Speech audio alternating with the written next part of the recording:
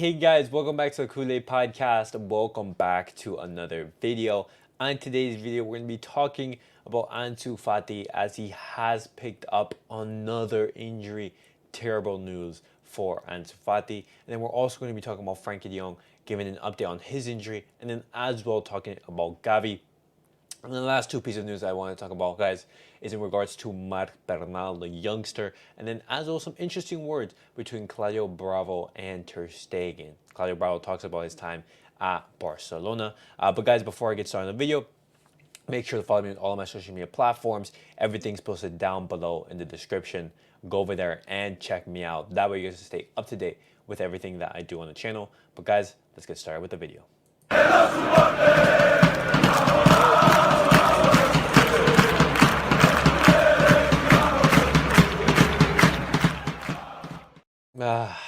Guys, it seems that we just can't have like one day of good news, man. We just can't have good things at this club.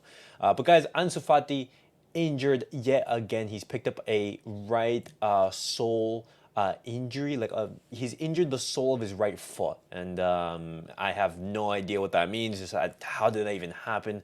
Right now he injured himself during training, and he's roughly going to be out for roughly 3 weeks, a little bit more than 3 weeks, but it could be extended to almost 2 months. And this is terrible news, guys, because Ansu Fati, he was coming off of a very unsuccessful time at Brighton. You know, he didn't light things up ablaze in the Premier League or anything like that. And you know, a lot of people in Barcelona, they were already planning to sell Ansu Fati even before he was given a chance during preseason.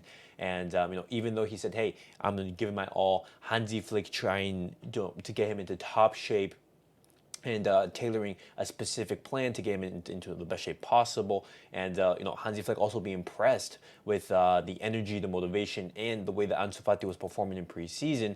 All of that, it seems to have gone up in flames because honestly, you know, Ansu Fati is a player who, you know, for all the talent in the world that he can have, he just can't be fit. And this injury, could this potentially mean the end of Ansu Fati at Barcelona? Because as I said before, there were a lot of doubters, there were a lot of critics on Ansu Fati that even before the start of the season, hey, Ansu Fati does not have a place at Barcelona, and this injury is just going to give them more fuel into the fire. And honestly, looking at you know, Ansu Fati's salary and how much space he takes up, this could honestly affect, you know, all the potential signings such as the Dani Olmo deal, the Mikel Merino, the Nico Williams deal, and even some potential, you know, other players who Barcelona could be looking to register, for example. And you know, what would you guys do in regards to Ansu Fati? Would you guys, you know, be willing to give him another chance, wait these 2 months, knowing that Ansu Fati, he's not going to be going to the U.S. preseason tour. He's going to miss all of that because of that foot injury, and you know, he's going to be starting the season, and you know, by then it's going to be even harder to sell. And so the whole situation in regards to Ansu Fati gets even more complicated, and it just sucks, man, because Ansu Fati, he just can't catch a break, but at the same time, you know, Barcelona, they're not in the business of doing favors. But now, guys, giving an update. I'm talking about another injured player. We have to talk about Frankie de Jong, because Frankie de Jong is another player who will not be going and participating in the U.S. preseason tour. And right now, we have no idea when Frankie de Jong is going to be coming back.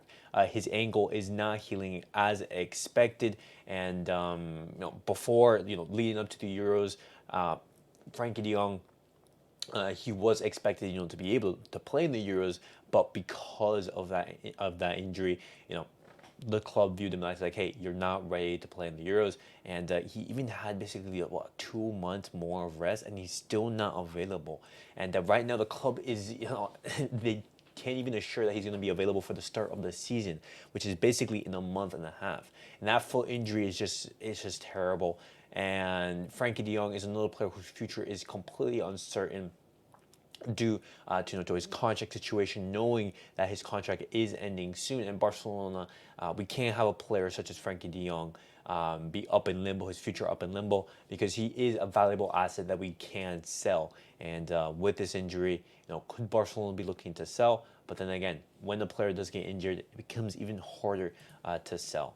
But I talked about two players, and both of them carried some bad news. But Gavi, another player who is technically injured, I am bringing some positive news, guys, because Gavi, he's back training with the ball. He was training with the team, but doing individual work and everything like that. He's training with the ball. He was doing physical exercises, some sprints,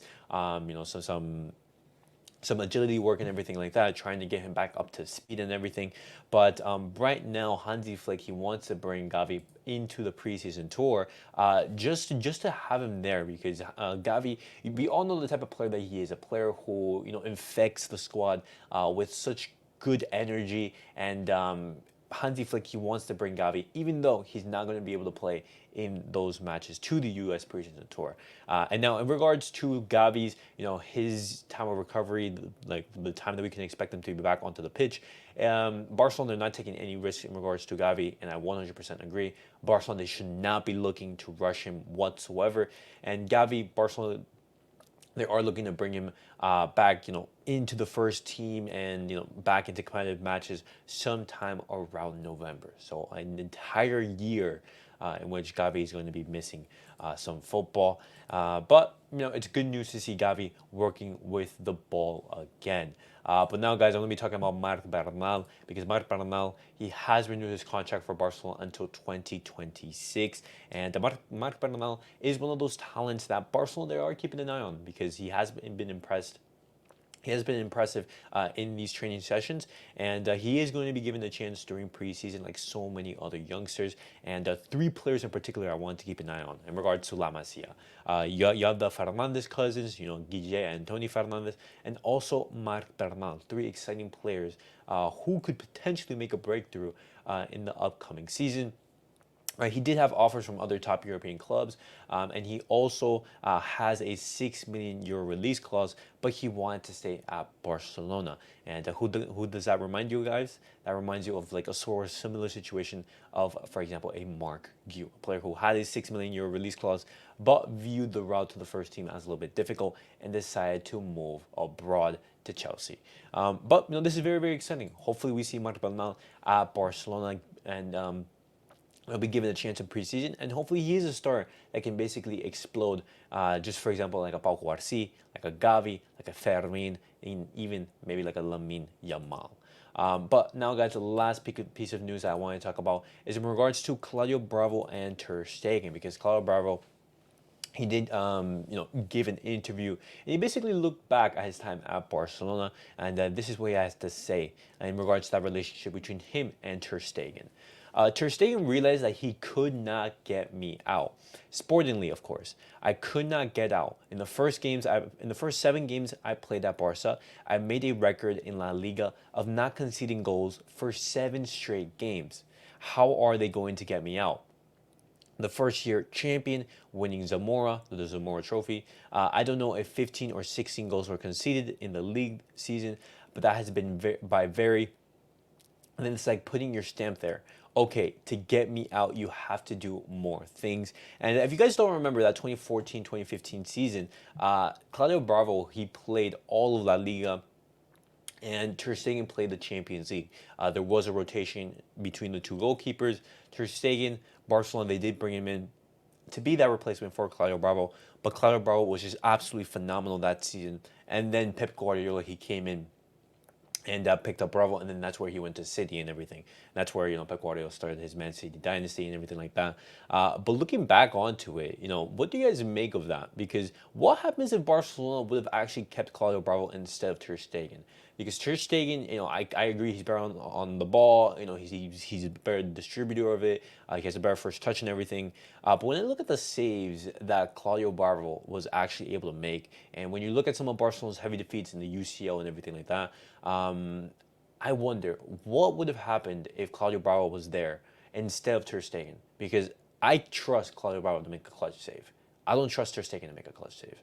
And it's very sad, but that's what it is. But continuing on and talking about some of Claudio Bravo's quotes, he says this in regards to the competition with Ter Stegen. What comes out of him was always like a conflict relationship of not having that degree of friendship, but it was the opposite. In the end, it is understood from our point of view that when you have a player with more years of experience and a player who is just starting out, in his case, the statements of one or the other are totally different. And right there, I don't know if Claudio Bravo was maybe hinting at potential conflict between the two, because obviously, having two top-level goalkeepers, it's not really good because both of them want to play, and there's only spot for one. And it is a little bit difficult. And the last piece of quote that I want to talk about is from Claudio Bravo. He continues, is this. In the role that I had at that time as the older player was generally to turn things off, not to keep putting things there if we had a high degree of competition, because of course the situation logically put it there and you can't fall asleep. And whoever plays has to do it well because you are playing a lot. The Champions League, La Liga, and you see what you have behind. And we are talking about players of this level, and the demand is very high. And the expectation to perform is always there, especially when you're competing against a high-level goalkeeper. And sometimes that competition is healthy, but then again, two top-level goalkeepers, I don't know. But guys, that was it for the Barcelona news of the day. Definitely let me know your thoughts on everything that I discussed on today's video. Ansu Fati injured yet again. Could his Barcelona future have gone up in flames? Frankie de Jong not recovering as expected, and Gavi training back with the ball. And lastly, Marc Bernal renews his contract until 2026 with Barcelona. But guys, thank you guys all for watching. Thank you guys for tuning in. And as always, guys, make sure to like, subscribe, and comment. And see you guys all in the next video. Peace out, guys.